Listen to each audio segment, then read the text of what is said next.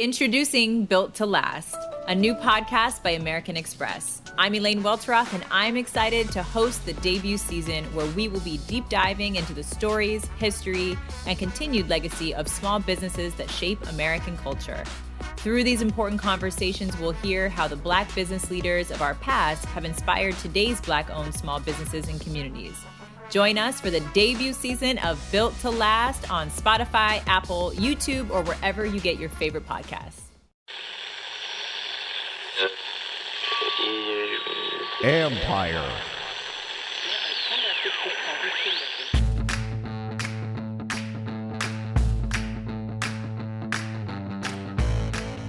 Hello and welcome to my podcast, sponsored by Lono Coffee.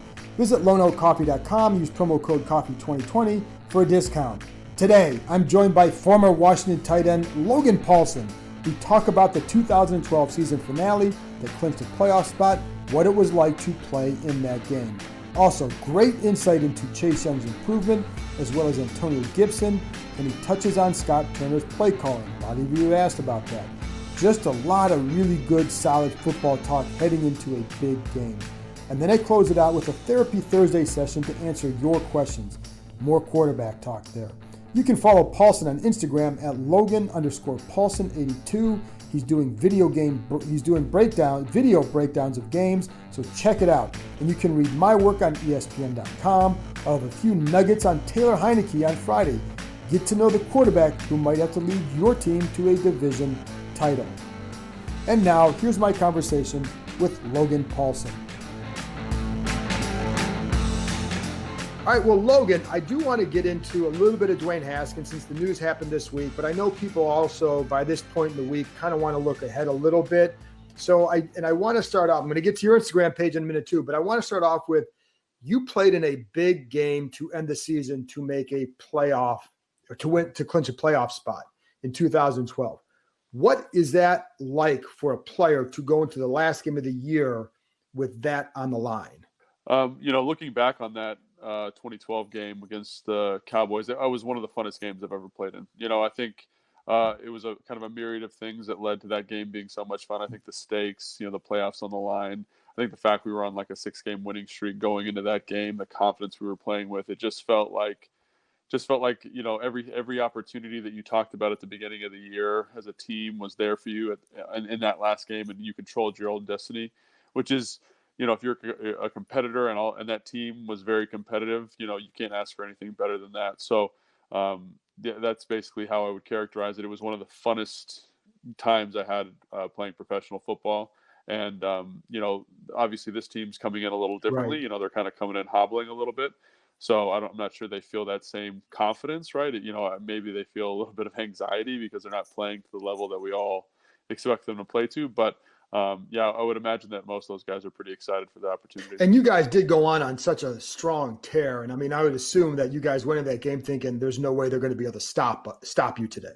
That's exactly right. And we just got to this point, which I haven't experienced since then, and I hadn't experienced prior to this, where you just knew that you were going to win. Like there was no doubt in our minds, like that you were going to win the game. Like even when early in that game when it wasn't going super well for us offensively, like we just had this feeling that we're going to win. And it came down to kind of a big play at the end of the game, big interception and stuff. But even then, even when it was even when it was close, like we still believed it. You know what I mean? And that playing with that kind of confidence is just, it's such a high, it's like, I can't think of anything else quite like it. When there's a young team, because the current Washington team is fairly young, how much can this experience help? Or is it once the season ends, does it just kind of get placed in its own box, or can you build on this experience, win or lose? Yeah, I think you can for sure. I think one of the things that it does is it shows you how hard it is to get to this moment. Like the division's obviously down this year, so it isn't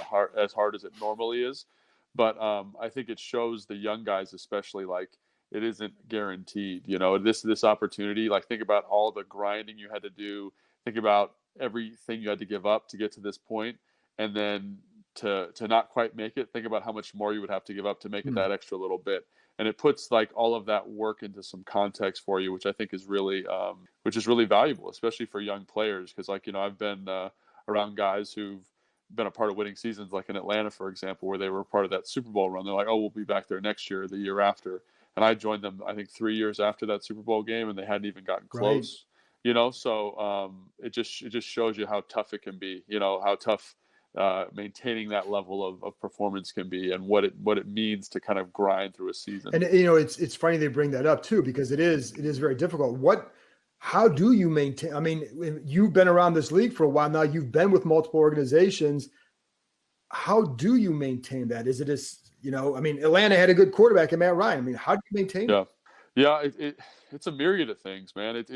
And that's why it's not easy. That's why that anomaly up in New England right now is such a case study, such a good example to look at. Like, they were able to find a good quarterback. They didn't overpay him. They were able to kind of find good role players and keep that middle of the roster really healthy and develop, those young guys that they had there for a long, long time. And obviously over the last couple of years, they've struggled with that. And you're seeing kind of the fruits of that labor come to light a little bit now, which I think is tough. But, if there was a clean answer, I think everybody would be doing it, right? But it stems from the quarterback. It stems from keeping guys around that are valuable, like making good decisions. Like there's a saying in business that, like, I forget the exact wording, but it's something like 20% of your people do 90% of the work. An NFL roster is a little bit like that too, right? You got to keep the right people, keep the people that are doing the right things, and don't overpay when a guy kind of ages out or isn't playing well just because of the loyalty that he's shown to the organization. I know that maybe sounds a little callous, but like, those hard decisions are what makes good organizations. I think we've seen that time and again here, to be honest, where some guys have stuck around when they've aged and they shouldn't have, but because the owner he's the favorite of the owner, they're going to stick around and get paid. And it's like, whereas in New England, they're going to trade guys a year before everybody thinks you should. And they are the ones that maintain. Right. So when you have a guy like Chase Young, who has emerged as a leader, like the way he has, it feels organically, because it wasn't like he was ordained. It was just, it happened. How important is that to have a guy like him or Terry McLaurin, who in their room would be the best players and also are those kind of leaders? Yeah, I think it's awesome. I think as a head coach, you love it when guys who are uber talented have the ability to also be kind of charismatic leaders and do things the right way. Like, one of the things I remember with Mike Shanahan, when he signed Ryan Kerrigan, there was a lot of debate about whether it was him or that kid from South Carolina, Quinton is his last name, Quinn, Robert Quinn. And there was kind of a talk about them, and Quinn's combine numbers were better. But I remember talking to Kyle, and Kyle said, like, the leadership that Ryan brings and the work ethic is something that we find invaluable, because it kind of shows you what we want in the organization. And so it's awesome when you get a guy like Ryan, like Chase Young, like Terry McLaurin, who's super, super, uber talented, but they do things the right way, because then it shows all the young guys in the room that they can't get away with kind of slacking off. I think a good comparison is like Julio Jones in Atlanta, for example. Like, that guy knows the book really well. He studies hard. He practices like a maniac when he does practice. And I think all the younger guys say, oh, like, this is the model. Like, this is what it takes to be the best receiver in the NFL. And I think, Chase Young, Terry McLaurin, they kind of provide that same example. Maybe not to that level quite yet, but I'm not saying that's out of the realm of possibility. With Chase, what are some of the things that jump out to you about his game? Because there are going to be some obvious that everybody's going to see. You're always a big details guy. What jumps out at you when you watch him? Well, I think one of the things that's been really surprising about his game is the effort that he plays with. He plays with tremendous effort. And, like, I know his pass rushing production probably hasn't been exactly what he's wanted or what the fans have wanted this year, but he's a voracious football player, and that covers up a lot of stuff. Guys who play hard, like, you can bet on those guys, because they kind of can get themselves out of slumps. And, it was great watching this game on Sunday, because I felt like his pass rushing was starting to come on a little bit in a way that, like, you kind of saw in college. Like, he kind of was finding his sea legs a little bit, which is something I've been waiting for this whole year. And the other thing is, he came alive in really critical pass rushing situations, which is so characteristic of those elite pass rushers. So to me, like, because he plays so hard, he plays so physically, like, that's a guy you can count on. That's a guy that maybe it takes him a year or two to get to that double-digit sack number, but it's someone that you can kind of say, hey, like, he's doing things the right way. He's preparing. He's got this good leadership style. He's like, the other thing that I noticed is he's standing up when the offense is on the field. Yeah. He's clapping. He's cheering guys on, which is really unusual. I know that might sound weird, but it's very, very unusual for the defense to be that engaged in what the offense is doing, because they have their own battles to fight. So I think that those two elements I think are really really awesome, that he has those two characteristics. And the thing with him is it comes across naturally. Like some guys do things Right. for the cameras, for this or that. He seems to be doing it because it's who he is. And I think guys, Right. I mean, I would imagine guys feed off that. Yeah, I think, like I've been around guys in other organizations who, like some guys in Houston, for example, come to mind, who kind of are different people when the camera's on. They have a different leadership style. They engage with the team differently when the cameras are around, and it's exactly right. It doesn't come off as authentic. You know what I mean? And so you kind of know that guy doesn't really feel that way about you or this team unless someone's there watching him. And I get the sense that, it's not that way for Chase Young. And obviously it's still young. It's his first year. We'll see how that develops and evolves. But I do agree with you. I think there's a natural element to his leadership style that can't be overvalued, by the organization, because when you have a guy who's naturally that way, kind of gregarious, outgoing, loves the game, it's infectious. And then two more things with him. One, his awareness, he seems to play with a ton of awareness for a guy who's in his first year. Right. How much have you seen that? And just like, because it seems like he's breaking up plays because he's dropping off in a situation where the quarterback might not be expecting it, but because it's what he has seen something, it disrupts a pass or something like that. But how much have you seen that in him? Well, a little bit of that is Jack Del Rio, Yeah. Jack Del Rio. He's done a really nice job, I think, the second half of this season, of really kind of finding his groove as a play caller, finding his groove for what the defense does well. And I think Chase Young has been able to reap the rewards and benefits of that a little bit. Also, I think some of Chase Young's ability to sniff out screens and draws has come from his struggles as a pass rusher a little bit too. Like he's not getting into his rush as quickly as he was in college, for example. So he can he plays with such an aggressive motor that once he's kind of stymied, he's ready to kind of transition into these other avenues. So I think it's a little bit of that, but I do think that he's a football playing guy. I think you look at that hit he had on Joe Burrow, he got stuck on his rush, but he pursued that play. He took a good angle. He plays, his understanding of angles and the position he needs to be in to make tackles, I think, is really kind of next level. It's something that, this is going to sound crazy, but I saw with Trent Williams, a guy who just understands kind of as an innate understanding of what he needs to do to get into position and deliver a blow or make a play. And he kind of has that. And a lot of it stems from just kind of his natural athleticism, the fact that he plays hard.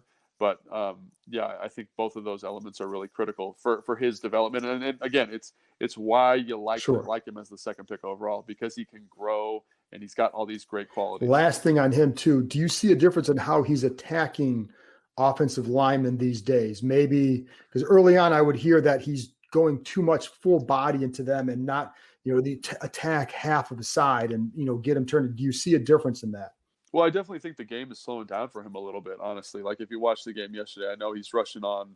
He had a sack against the backup left tackle, and then the other guy is kind of a backup to Russell Okung. So second and third string guys. But I just see a more confident rusher. I just see a guy like you said, he's attacking edges. He's working his first step. That get off that was so demonstrative in college is now coming to light and showing why it's why it was such a big part of his game in college. He just seems to be more aggressive. He's taking it to the pass rusher, to the pass protector a little bit more, as opposed to trying and being super reactive. I always go back to Ryan Kerrigan.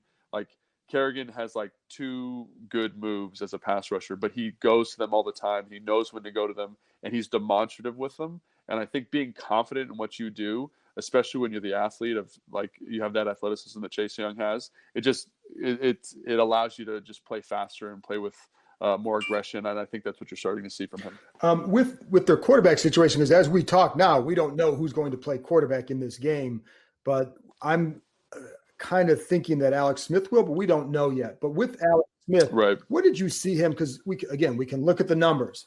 The numbers aren't going to be great with him. What did you see from your perspective that he added that maybe is very important as they go into this game Sunday?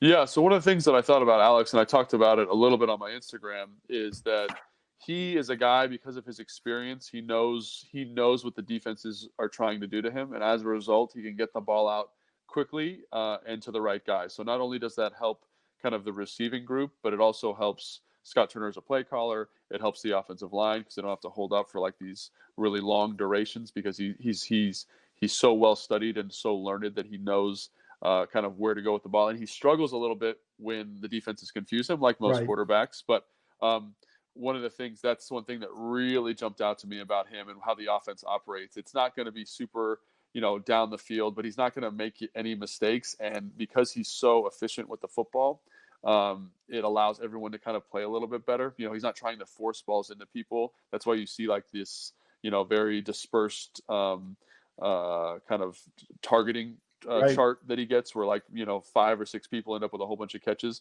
He's not trying to force the ball. Like whatever the play is designed to do, he understands that. He understands what coverages it's good against, which coverages it's get bad against, and he understands his answers.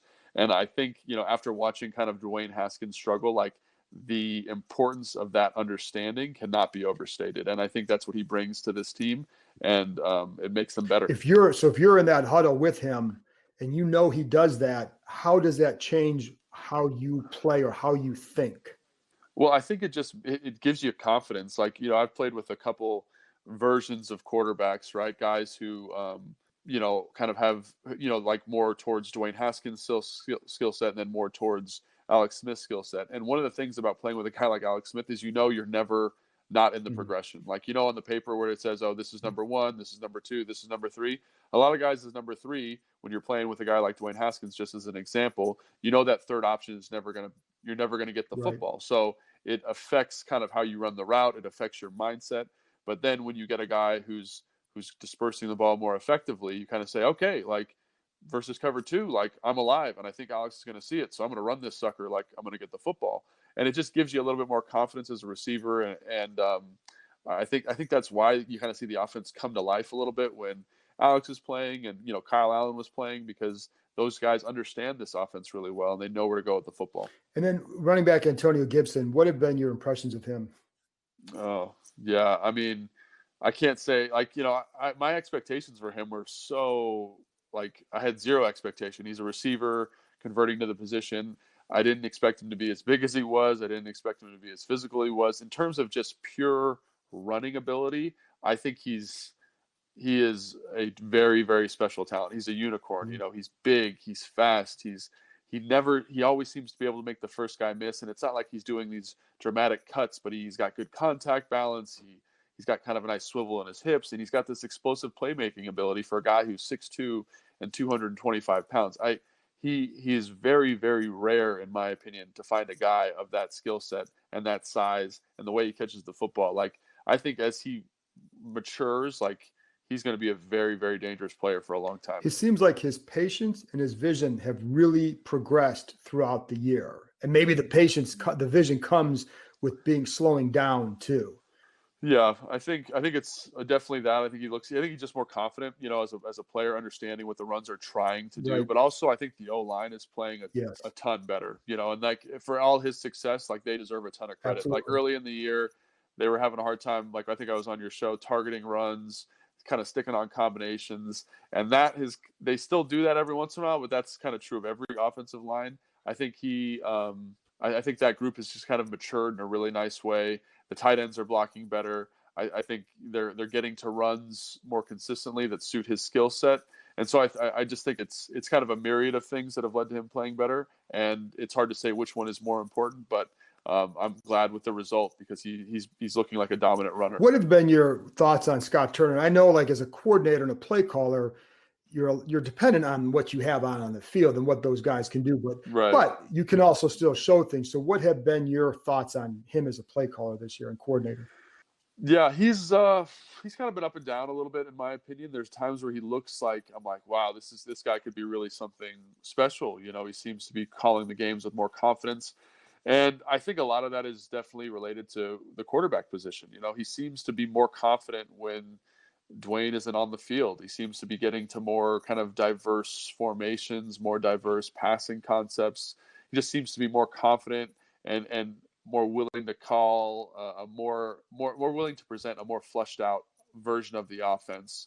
And I don't know if that's because of a lack of a confidence in Dwayne or whatever it is, but it definitely seems to be correlated with that. So, in a way, I'm hoping that Alex Smith starts this weekend because I think it's going to be good for Scott Turner. I think he trusts Alex. I think he trusts, we'll see how he feels about Heineke, but I think he trusts Alex, and I think that allows him to call games with more confidence. Like I think about, like Kyle or, any other of the teams I've been with them, when the backup quarterback comes in, I think they feel a little handcuffed. Mm-hmm. They feel like they have to call a perfect game. They have to call the game in a specific way.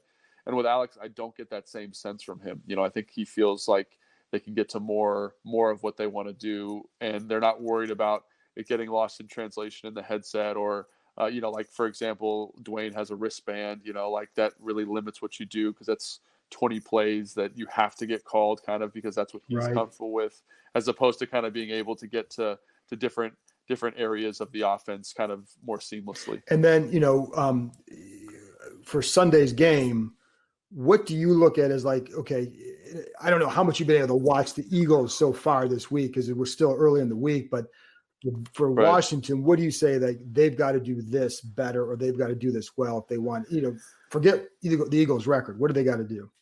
Yeah, so I think the one thing about the Eagles that is really challenging is that they have a quarterback who can run the football now, and he runs like a running back, and that it presents a myriad of challenges across the board at every level of the defense. And he throws the ball okay. I thought he looked a little bit more like human or mortal last week after two kind of solid performances. I thought people kind of anointed him during the Saints game, but I thought he looked okay. You know what I mean? He didn't look great. He made good decisions. He ran the football well. I'm talking throwing the football now. Then against Arizona, came out throwing the ball really well, and then last week kind of came back to earth a little bit. So I think just handling his ability to run the football, and that's the one thing that makes me a little nervous is when it comes to like full stop, we got to stop the run. This team has struggled with that throughout the season. They haven't been able to do that consistently, and that's something that I think the Eagles are going to lean on pretty heavily. Like it's not going to be a conventional running game like you saw against Carolina, but they're gonna have to find a way to limit the effectiveness of the run game because this team, they actually perform really, really well in obvious passing situations. They stopped like this Carolina team. They have 2-3 really outstanding receivers and playmakers on the outside, and they were able to kind of keep those guys relatively quiet. And then it allows the pass rush to come alive and really do what they want to do. So if they can do that and get this team to pass a little bit more, I think it's going to be really helpful. But like I said, against the 49ers, they had a hard time stopping the run. Mostert averaged, I think 4.6 yards a carry, which isn't great. Last night, they kind of were death by 1,000 cuts on that on the third drive for Carolina. And so finding a way to get that done, I think, is incredibly critical. And then offensively, I think it's really just about finding and establishing an identity early and leading and being willing to lean on your defense a little bit. Like I was surprised with how little Scott Turner chose to run the football in the game, especially as the game got on. Like obviously, and especially after having so much success on the first drive and the beginning of the second drive, like Gibson was knocking off like nice, clean 6-10 yard runs. Like just stick with that. If you got a punt, that's fine. Like let the defense play defense, but don't turn the football over. And I think if Alex Smith is playing, that's not as big of an issue. You know what I mean? Because you can get to more of your offense. But if Heineke's playing, like you need to be comfortable playing conservative football, I think, because if you look at this game, like the offense basically lost the game for him, and the offense and special teams, so possessing the football, playing relatively mistake-free, that might seem obvious, but those are things that this team has had a difficult time doing throughout the year. And it's funny you say that because like in the second half, I understood why they couldn't get to the run more. They got the ball so late in the third quarter, down by 17. But I know in the first half, there are other people I would say over there who would agree with that assessment because it was working and it was consistently working, not just a big run here and a big run there. It was 6, 8, 10, 13, good gains. And I think the other thing that's like, I was watching the tape today, reviewing the game, and like that first fumble that Dwayne had, I thought it was like a really smart kind of execution by Scott Turner. What they did is they came out in like a big personnel grouping, 3 tight ends. They kind of matched in a big personnel, Carolina. So they got all of their kind of speedy safeties in that 3-3-3 structure off the field. And that's what they wanted. And then they tried to throw a pass and it didn't go out. So I think it was like a smart decision to do that, but they got to kind of stick with that. You know what I mean? I think it was just because the result on that one play wasn't exactly what you wanted. like you got to trust it a little bit more. And it can be really challenging, especially when you don't have a lot of faith in the guy playing quarterback for you. Absolutely. And then Hey there. The holidays are here, so it's good to know Kroger can save you some time with free pickup on all your fresh favorites. Whether your traditions call for a hearty helping of juicy ham, ample apple pie, or Aunt Sue's legendary twice-stuffed stuffing, Kroger has got you covered. So order for free pickup at Kroger.com or the app and get more time to get your holiday on when you grab your groceries curbside. Kroger, fresh for everyone. Free pickup on orders of $35 or more. Restrictions may apply. you've heard me talking about Lono Coffee for a couple months now. Let me tell you a little bit about who they are and what they're about. Lono Coffee is based in the Shenandoah Valley, just a nice bunch of people who are open for business during this trying time. Just look at their website, loneoakcoffee.com, and what do they highlight? Their core values of quality, family, transparency. They work with co-op farmers from all over the world to source their beans. They also support small farmers to find the right beans. During this pandemic, one of my saving graces has been grinding my beans from Lono Coffee and taking a few minutes before the day to savor the coffee, get my mind right. Put a little jazz or Frank Sinatra or Louis Armstrong on in the background, it's even better. I've enjoyed all their blends, but among my favorites, the Ethiopian Guji, love the berry flavor, the Mexican Chiapas, and their house blend. Start your day off right with Lono Coffee. Visit loneoakcoffee.com, that's LONEOAK coffee.com. Use promo code COFFEE2020 for a discount. You can thank me later. Speaking of that quarterback, and I just want to touch on this for a couple minutes because it's still big news this week. Any surprise by you at the downfall there? I mean, we've talked about this off air.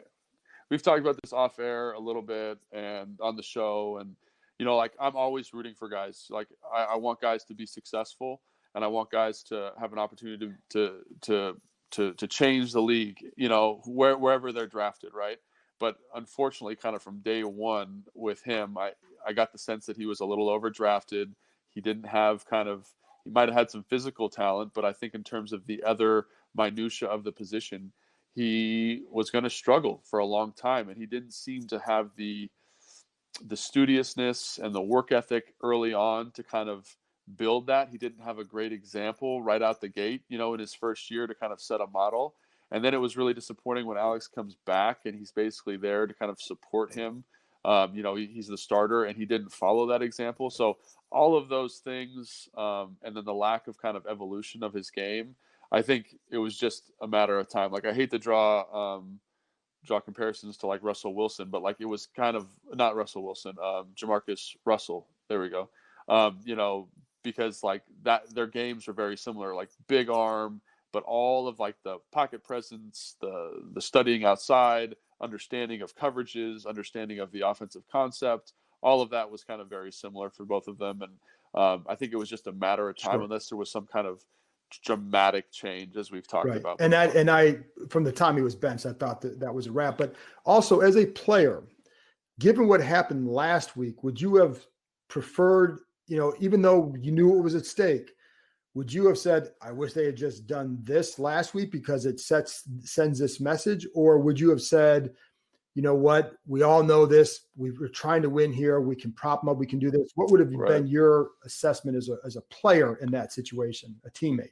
Yeah, it's really tough. And I think when you look at the quarterback room at that moment, I kind of think you say to yourself, well, who else is there? You know, Heineke's been here for 10 days. So it's literally kind of to Dwayne Haskins' favor. Like there was only one quarterback on the roster at the time in the way I look at it, you know.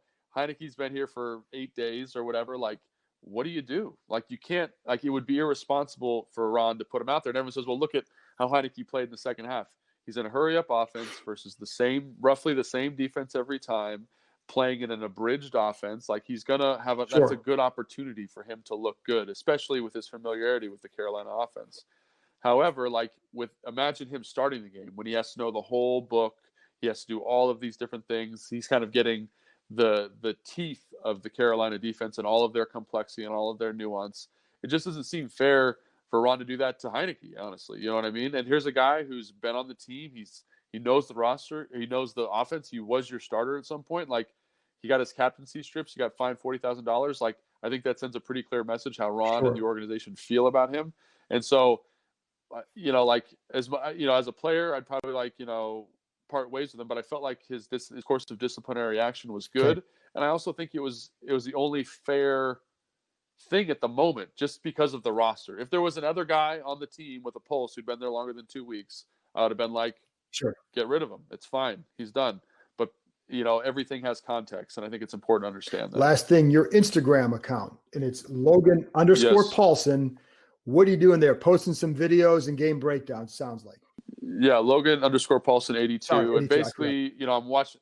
Yeah, no, it's all right. I'm watching all this film now for doing the radio thing with 106.7 The Fan. I thought, man, there's all these cool plays that come up every once in a while. Like, it'd be nice to just put them up there and talk about them. And so if I find something interesting, I just post it to the account, and people have been really cool about commenting and sharing. And, to me, it's not about the Washington football team necessarily. It's about football. So if you're like a fan of something else, like, I take suggestions. I'd love to talk about kind of whatever. I'm just doing it for fun. And if you guys are into football, just check it out. So that's kind of where I'm at. And I forgot to ask, because there's another Logan here running the Wildcat. Would you ever wanted to run the Wildcat back in the day? Say you got the number. I know. I was thinking about that. I actually told my college coach, we were installing the Wildcat when I was at UCLA, and I said, because like all the running backs were having a hard time with the mental aspect of the Wildcat. And I said, Coach, I could do it. And then they said, what did they say to me? They said, Logan, we want people to be afraid of the person keeping the football, like that they could actually run. And I said, well, like, you can't have it both ways. So I kind of wish I could have done that, but I wasn't the athlete that was required for that role. Logan's had a nice season for them. Oh, he's been great, man. He's been awesome. Like, he's the guy that I think we've talked about before. Like, I've really liked his ability and liked his talent, and to get this opportunity here has been really cool, Logan, thank you very much for coming on. Always, as you know, I always love talking to you because I always learn stuff, and I know people will listen to this as well. No, thanks for having me on, John. I really appreciate your work and obviously like all you've done for me. So thank you. And you can listen to Logan on 106.7 The Fan after the games and other times too throughout the week, right? Yeah. And then I'm doing pregame too. And then Logan_Paulsen 82 on Instagram. Good breakdowns. Thanks, Logan. Thanks, John. Appreciate it. It is almost that time when you put your name in a grid and hope that your box hits the final score.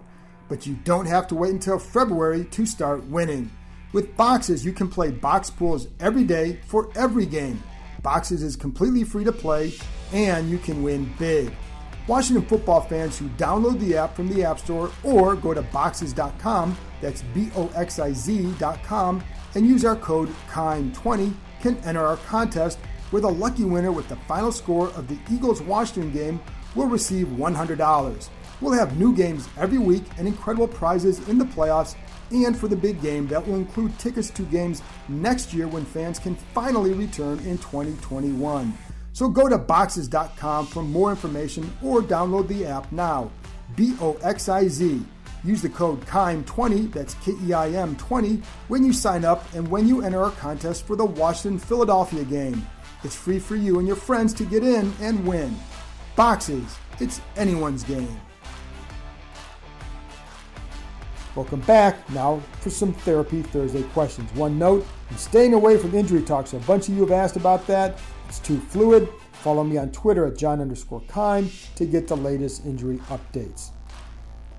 All right, Dice K Price.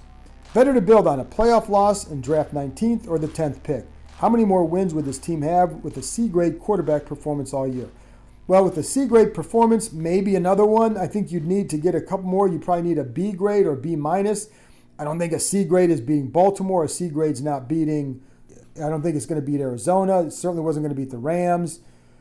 I think a C grade, well, actually C against Carolina probably does get it done. So that's one and maybe one other one. So maybe two. I think if you get a B minus grade, a B grade, then you're talking about, a few more wins. So that's something to keep in mind this offseason, folks. Anyways, for the other question, it's not close. Build off a playoff appearance. This is a young team that can benefit from another week of work and by being tested in a postseason game. That's how you can learn. There's this belief for some that the only way teams can improve is by drafting high. It's not the NBA. You win not by always finishing the top 10 of the draft, but rather by making smart picks. Detroit's always in the top 10. Jacksonville, Cleveland was. Now, Cleveland's having a good year, but how many years were they in the top 10? Many, many, many, many. 2 years ago, Washington took Montez Sweat with the 26th pick. Jonathan Allen, 17th pick. Deron Payne, 13th pick. Terry McLaurin, 3rd round. Antonio Gibson, 3rd round. Cam Curl, 7th round. Get the point? It's not about picking high. It's about making smart picks. Winning builds the sort of culture you want. Do you even know who's going to be there at 10? Neither do I. Also, there's this belief that the only quarterbacks who are good are drafted in the top 10. Most of them were picked after that spot. I also think you don't want to finish on a 3-game losing streak. That's another reason why I think winning is by far the only option.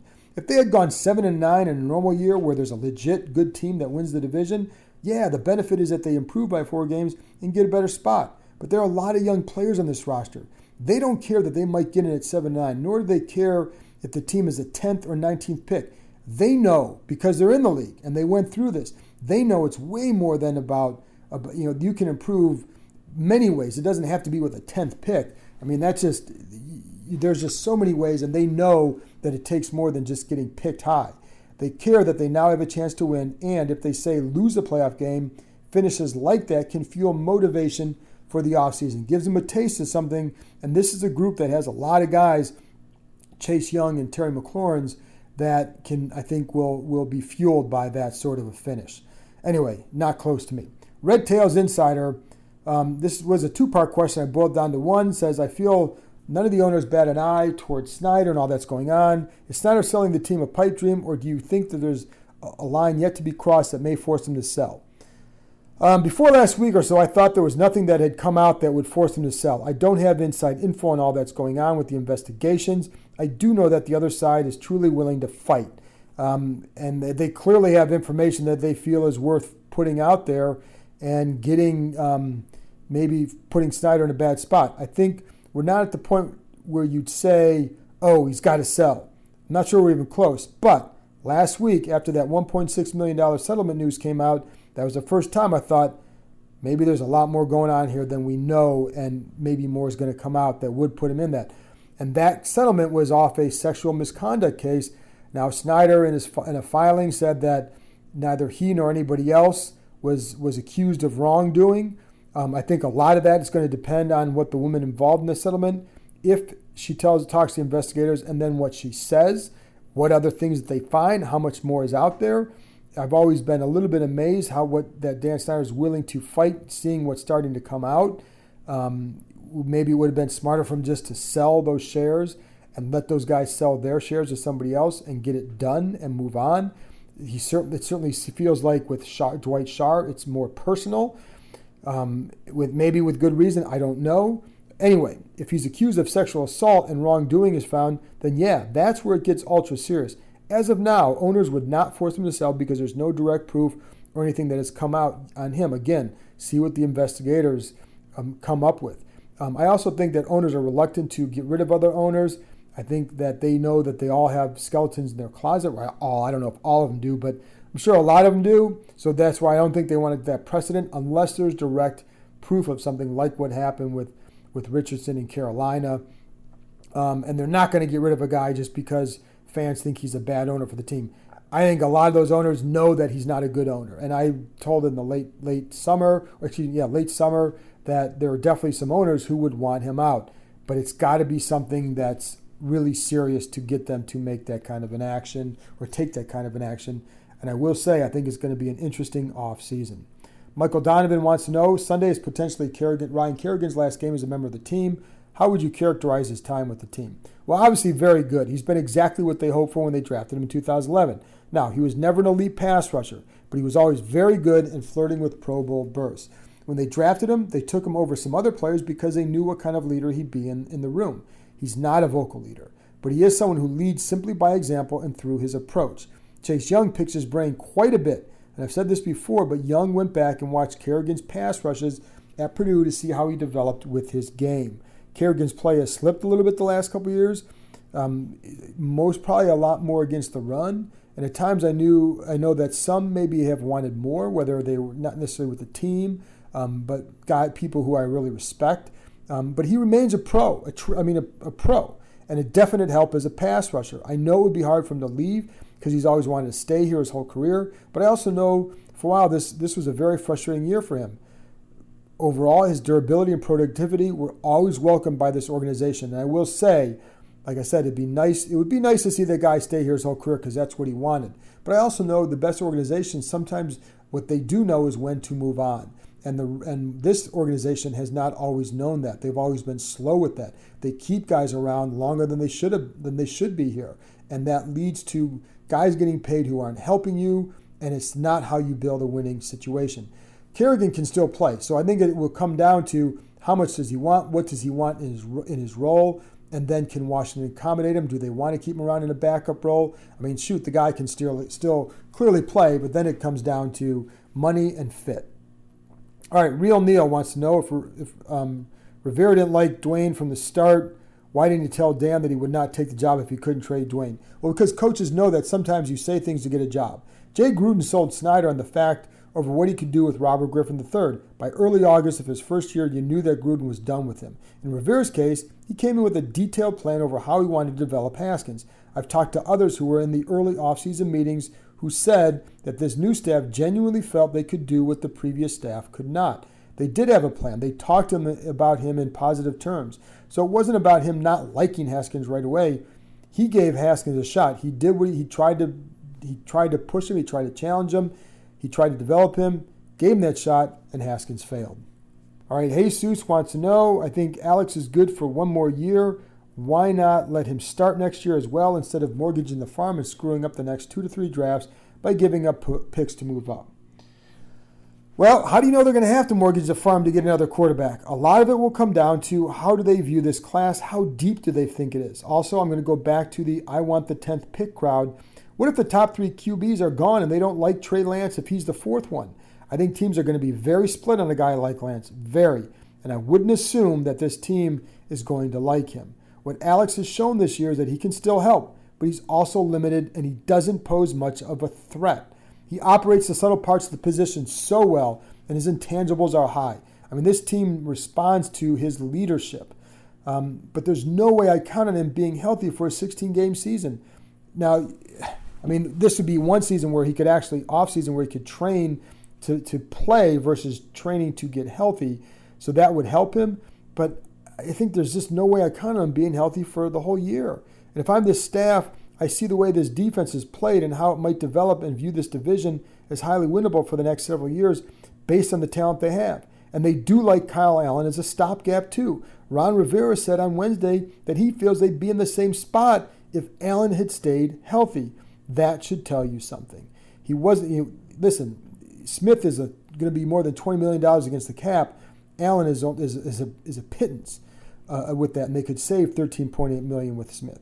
He was going to put Smith. Rivera was going to put Smith in IR at the end of August. He didn't turn to him until Allen was hurt. While Rivera clearly likes Smith and he respects him, it does seem that there is pause there. I'd also see what's available in terms of a trade for a veteran. Then you maybe don't have to mortgage it. Maybe you are taking on more salary. But if they acquire a veteran, I draft a quarterback somewhere in the round 2 to 4 range. It will be, again, I say the interesting offseason for Smith as well. Does he even want to continue playing? I don't know. Somebody asked me about him retiring. I don't know. I haven't heard that. It wouldn't shock me, but I haven't heard that yet. So I think he's been a great story. I've underestimated him, as have others. But I just think that if you want to take another step as an organization, somebody asked me about the grades as a quarterback, maybe they can find somebody who offers you some of those intangibles, but also maybe more of the ability or somebody who can help them a little bit more right now. So going to be interesting. We'll see what happens. Anyway, that's it for this episode. Thank you to Logan Paulsen for joining me, and thank you for listening. As always, a big thank you to Lono Coffee for their support. It's tough on small businesses right now, so it's nice to be able to get some help from them and try to give them some help as well. Big game Sunday, folks. Talk to you afterward.